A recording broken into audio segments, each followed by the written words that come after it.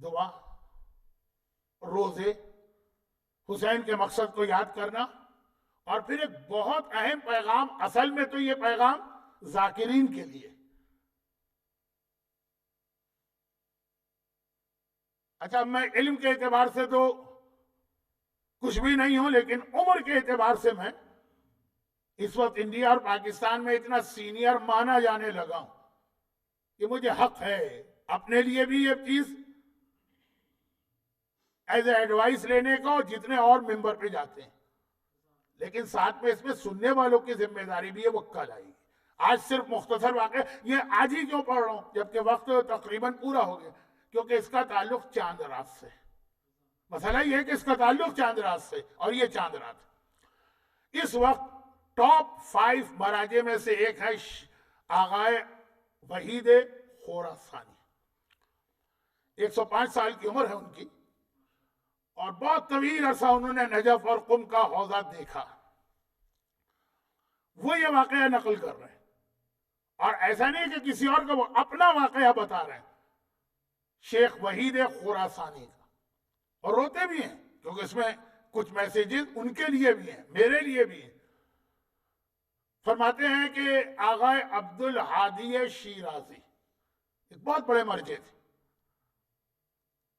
لیکن تھوڑی سی ہارڈ لگ یہ ہوئی کہ ان کا جو زمانہ تھا بالکل آغائے بروجردی کے ساتھ تھا.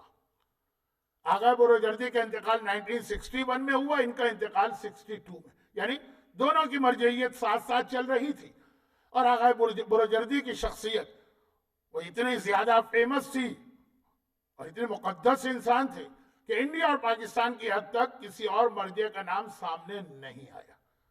ورنہ کلاسیکل ایگزامپل ہے آغائے عبدالہادی شیرازی. اور تھوڑا سا پرابلم ان کے ساتھ یہ ہوا کہ وہ نابینا ہو گئے تھے اپنی عمر کے آخری 10-12 سال میں. کوئی فرینچ آئی سرجن عراق میں آیا تھا، اس نے اتنی لوگوں کی آنکھیں تباہ کی تھی، جس کے بعد عراق میں جملہ مشہور ہو گیا تھا کہ علاج کراؤ تو ہمیشہ انگلینڈ کے ڈاکٹر سے، کسی فرانسیسی ڈاکٹر سے علاج نہ کرانا. تو اس کی لپیٹ میں یہ بھی آ گئے تھے. تو خیر، آغا عبدالہادی شیرازی اجتہاد کا درس دیتے تھے، اور خود شیخ وحید خراسانی کہتے ہیں کہ میں ان کی کرسی پہ بیٹھ کے درس دیتے تھے، وہ بالکل اس کے برابر میں بیٹھا کرتا تھا کہ ان کا کلوزسٹ اسٹوڈنٹ بالکل ان کے قریب. اچھا، آغا عبدالہادی شیرازی کے اس حوالے سے کچھ اور واقعات ہیں، ان کی پرسنالٹی کی اہمیت بتانا تھی لیکن ٹائم نہیں.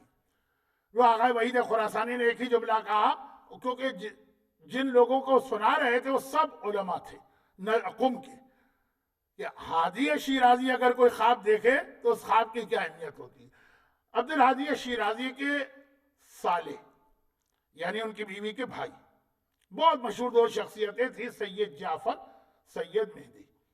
سید مہدی کے دونوں بیٹے، سید محمد شیرازی اور سید صادق شیرازی، جن کی کربلا کے لوگ بہت زیادہ تقلید کرتے ہیں، اور یہ مدرسی خاندان سب انہی کے بھانجے وانجے. تو خیر، سید محمد شیرازی بھی اپنے زمانے میں مرجع رہے، بہت پرانے نہیں ہیں، تو ہمارے زمانے کے. اور سید صادق شیرازی تو آج کل بھی ہیں. ان کے والد مہدی شیرازی اور دوسرے بھائی سید جعفر، یہ 2 عبدالہادی شیرازی کے برادر نسبتی، یعنی اردو میں لفظ اچھا نہیں ہے، بیوی کے بھائی.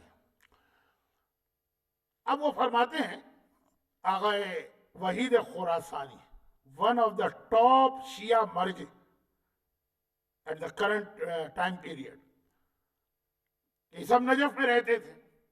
پھر وہ تہران آئے سید جعفر، اور تہران آنے کے بعد وہاں بیمار پڑے، انتقال ہو گئے. پھر یہ خبر نجف پہنچی. زمانہ تقریباً خود آغا عبدالہادی شیرازی 62 میں انتقال ہوا، یعنی 60 سال تو یہ سیدھے ہو گئے. اس سے بھی پہلے کی بات، ٹیلی فون، انٹرنیٹ، یہ ساری چیزیں تو تھی نہیں. تو یہ خبر جب نجف پہنچی، شیخ وحید خراسانی کہتے ہیں کہ اگلے دن جب درس دیا آغا عبدالہادی شیرازی. اچھا، عبدالہادی شیرازی اور آغا خوئی کے بارے میں ہمیشہ نجف میں یہ کمپٹیشن رہا کہ ان میں سے تقلید کس کی کریں گے، کون زیادہ بڑا. پھر آغا خوئی کو ان کے بعد 30 سال مزید ملے. تو عبدالہادی شیرازی کہتے ہیں کہ شاگرد شیخ وحید خراسان کہتے ہیں میں نے ان کے درس میں اتنے بڑے بڑے مجتہدین کو مجتہد بن کر بھی شاگردی کے طور پہ دیکھا، لیکن وقت نہیں. کہہ رہے جب وہ ان کے سالے کا انتقال ہوا اور خبر اس کی آئی نجف میں، تو نیکسٹ ڈے جب درس دیا تو کرسی پہ تھے، تو پھر بھی ممبر کرسی پہ تھے. عبدالہادی شیرازی جھکے اور میرے کان میں منہ رکھ کر ایک واقعہ انہوں نے سنایا مختصر سا، عظیم ترین مرجع. آغا خوئی سے بھی بڑے تھے اور آغا بروجردی کی ٹکر کے تھے. واقعہ یہ سنایا کہ سید جعفر کی زندگی میں ایک دفعہ ایسا ہوا کہ جب میں سویا رات کو، ہر رات کو سوتے تھے، ہر آدمی سوتا ہے، میں نے خواب دیکھا. میں نے خواب یہ دیکھا کہ جیسے یہ ہمارا گھر، یہ سب ساتھ ساتھ ہی رہتے تھے قریب قریب، اس کے باہر 2 کرسیاں رکھی ہیں. اور بار بار وہ کہہ رہے کہ شیخ وحید خراسانی جو آج کے عظیم مرجع، وہ بار بار کہہ رہے کہ خواب کسی عام آدمی نے نہیں دیکھا، عبدالہادی شیرازی نے اپنے خود دیکھا کہ 2 کرسیاں رکھی ہیں.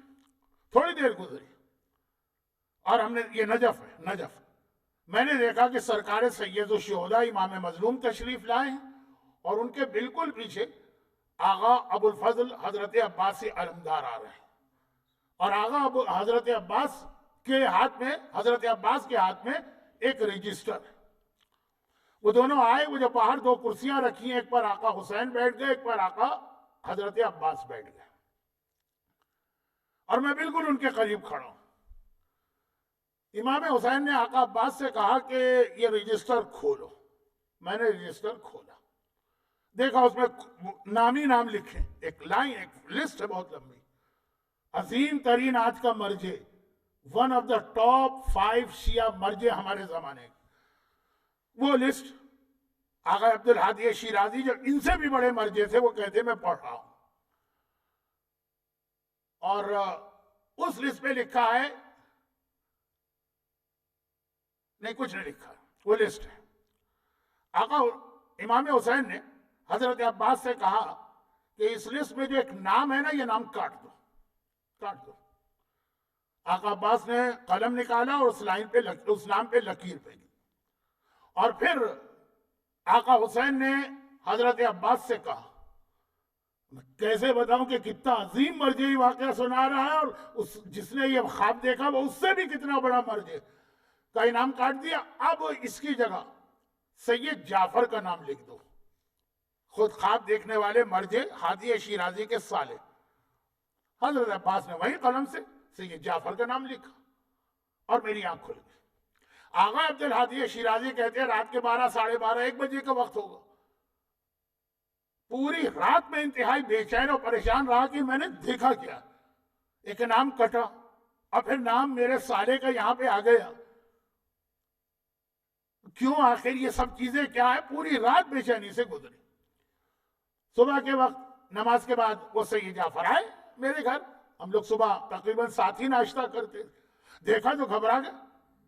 کہا کہ یہ ایسا لگ رہا ہے کہ آپ کی آنکھیں سرخ ہیں، پوری رات آپ جاگے ہیں، طبیعت آپ کی خراب ہے، خیریت تو ہے، علاج وغیرہ تو نہیں؟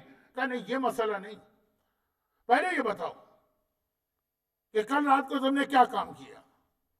کہا آخر اس سوال کا مقصد کیا؟ وہ واقعہ سنائے. وہ سالے بہنوئی جو بہنوئی ہیں وہ تو اتنے عظیم مرجع، پورا واقعہ سنائے. کہا وہ نام کٹا، تمہارا نام لکھا، تم نے کل کوئی ضرور ایک کام کیا.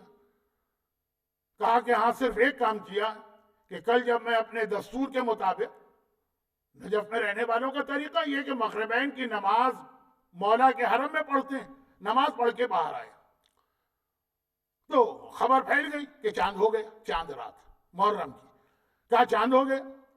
انتظار ہوتا ہے نا سورج ڈوبنے کے بعد چاند ہو تو اتنی دیر میں نماز پڑھ لی. نماز پڑھ کے آیا تو نجف میں خبر آ گئی کہ محرم کا چاند نظر آ گیا ہے. آج پہلی رات جو اس وقت میلبرن میں پہلی رات چاند رات ہو گئی ہے.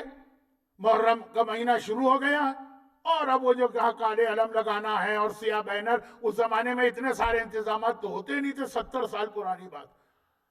جب میں باہر آ رہا تھا اور چاند کی خبر پھیلی تو میرے ذہن میں ایک حدیث آ گئی، اور میں نے سوچا حدیث کے پہلے حصے پہ تو میں نے زندگی بھر عمل کیا، دوسرے حصے پہ کبھی عمل نہیں کیا، کیونکہ جو ہمارے ہاں بڑے بڑے مجتہدین اور مراجع ہوتے ہیں وہ عام طور پہ مجالس نہیں پڑھتے ہیں، یہ ایک عام طریقہ کار ہے ہمارے یہاں کا۔ حدیث کیا ہے؟ من بکا علی الحسین او ابکا، جو حسین پہ روئے یا رولائے۔ میں نے سوچا کہ میں نے اتنا علم دین حاصل کیا، اتنی معلومات میرے پاس، رویا تو میں ساری زندگی، کون مومن ایسا ہے جو اپنی زندگی میں آقا حسین کی صف اعضاء پہ نہ بیٹھا ہو؟ تو ساری زندگی میں رویا ہوں، آج تک میں نے کبھی رلایا نہیں لوگوں کو۔ یہ پیغام بشارت بھی ہے، خوشخبری، اور ڈراوا بھی ہے اس کے اندر۔ تمام علماء جو مجلسیں پڑھتے ہیں، تمام ذاکرین، تمام خطبہ، تمام نوحہ خان، تمام سلام پڑھنے والے، تمام مرثیہ پڑھنے والے، خالی علماء کی حد تک بات نہیں ہو رہی ہے۔ کہا کہ بس میں نے کہا کہ مجھے رولانا ہے، لیکن اب جس آدمی نے زندگی میں مجلس نہ پڑھی ہو، اگر مجلس پڑھے گا تو اس کی سننے کون آئے گا مجلس؟ اور پھر اگر آج کا زمانہ ہو کہ آج تو مارکیٹنگ چلتی ہے نا، کس کی زیادہ شہرت، سبسکرائب کتنے زیادہ ہیں، ویوز کتنے زیادہ ہیں، لائک کتنے زیادہ ہیں، ٹیمیں بنائی جاتی ہیں، اور واقعا جس نے زندگی میں کبھی نہ پڑھا، اور آج چاند رات فوری طور پہ کیا انتظام کروں؟ میں نے کہا نہیں، میں اس حدیث پہ بھی عمل کروں گا، روتا تو رہا، رولاؤں گا بھی۔ تو سیدھا میں اپنے دوست کے گھر میں گئے۔ بہت سی چیزیں تو آج کے بچے بڑوں کی بھی سمجھ میں نہیں آئیں گی کہ پہلے کتاب کتنا مشکل کام تھا لینا۔ دوست کے گھر گیا، اور جانے کے بعد کہا تمہارے پاس آقا حسین کے مصائب پہ کوئی کتاب ہے؟ کتابیں اتنے آسان نہیں تھی جیسے آج کل ہے کہ آپ دے رہے ہیں اور لوگ لینے کو تیار نہیں۔ اس نے کہا بس علامہ مجلسی کی جلاء العیون ہے، اس کا اردو ترجمہ بھی ہو چکا، مارکیٹ میں اویلیبل بھی ہے، انٹرنیٹ پر زیارت، آن لائن بکس کے اوپر پوری PDF میں بھی ہے، بڑا اچھی کتاب۔ وہ لے کے میں آیا، گھر آیا، اور تو کوئی نہیں تھا، بیوی کو بٹھایا، بچوں کو بٹھایا، اور کہا کہ میں اس میں سے کربلا کے واقعات پڑھ رہا ہوں۔ یہ بھی بہت اہم چیز ہے، اپنی طرف سے بنا کے نہیں، جو کتاب میں علامہ مجلسی نے لکھا، کتاب میں نے کھولی۔ مجتہد لیول کا آدمی ہے، یہ مرجع نہیں ہے، شاید مجتہد بھی نہ بنے ہوں، حجت الاسلام کے آخری سٹیج پر ہوں، لیکن کا کتاب وہاں سے مسائب پڑھے، میں بھی رویا، بیوی بھی روئی، بچے بھی روئے، بس یہ کام تو میں نے کیا۔ تب آقا ہادی شیرازی کہتے ہیں مجھے یاد آیا اس لسٹ میں جتنے نام تھے، یہ سارے وہ نام تھے جو مجلس پڑھنے والوں کے نام۔ اللہ اللہ، اتنی عظمت ہے ان لوگوں کی کہ آقا عباس وہ رجسٹر لے کے چلتے ہیں جس میں مجلس پڑھنے والوں کے نام ہوتے ہیں۔ اتنا عہدہ ہے مجلس، اتنی بڑی فضیلت ہے مجلس پڑھنے والوں کی، لیکن فوراً خود شیخ وحید خراسانی بھی روئے اور کہا کہ آقا عبدالہادی شیرازی بھی جب واقعہ بتا رہے تھے روئے، کہا کہ اس میں نام لکھا آقا عباس نے، یہ کتنی بڑی فضیلت ہے، لیکن کتنا بدقسمت وہ آدمی ہے جس کا نام لکھ کے کاٹا گیا۔ اس پہ بھی تو غور کرے نا کہ نام لکھ دیا گیا۔ اب مجلس کا جو میرا آج کا موضوع تھا اس سے ایک جملے میں ربط میں لائیے، نام لکھا گیا، اور کس نے نام لکھا؟ جو کریم ہیں، جو ہر ایک کو دیتے ہیں۔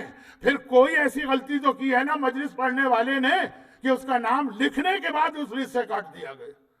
نام نہ لکھا جائے تو پھر بھی آدمی صبر کر لے کہ مجھ میں اتنی صلاحیت نہیں، لیکن کتنا بدقسمت ہوگا کہ جس کا نام آقا حسین کے حکم سے کاٹا جا رہا ہے کہ ہمارے ذاکرین اور ہمارا بیان کرنے والوں میں اس کا نام نہیں ہونا چاہیے۔ اور آج جو ماحول بن گیا ہے، جو موضوعات بن گئے ہیں، جو چیزیں بیان کی جا رہی ہیں، یہ انشاءاللہ کل سے یہ ایک ہماری ذمہ داری کا حصہ ہے۔ کیسی مجلس ہونی چاہیے، کیسی مجلس پڑھنی چاہیے، کیسی مجلس میں شریک ہونا چاہیے، کیسی مجلس کروانا چاہیے، یہ بہت بڑا ایک موضوع ہے۔ اور چونکہ آج کل پاکستان کے حالات تو اتنے سرگرم ہیں کہ یوٹیوب پر آپ حجت الاسلام مولانا شہنشاہ نقوی صاحب کی مسلسل فریاد سن رہے ہوں گے حالات کی وجہ سے۔ تو بہت اہم اس واقعے کے دونوں پہلو، فضیلت کتنی ہے ذاکر امام کی، اس کی توہین کرنا حرام۔ معصوم کی حدیث سے اس کی غلطیاں نظر انداز کرو، وہ معصوم نہیں ہے لیکن معصوم کا خدمت گزار، تم کیا بیچتے ہو اس کے سامنے؟ اور دوسری جانب اس کی ذمہ داری بھی بہت بڑی، بہت مختصر ایک جملہ کہہ رہا ہوں، وقت نہیں ہے، کسی کو برا لگے تو پہلے سے معذرت کر لوں کہ ممبر دین بیچنے کا ذریعہ نہیں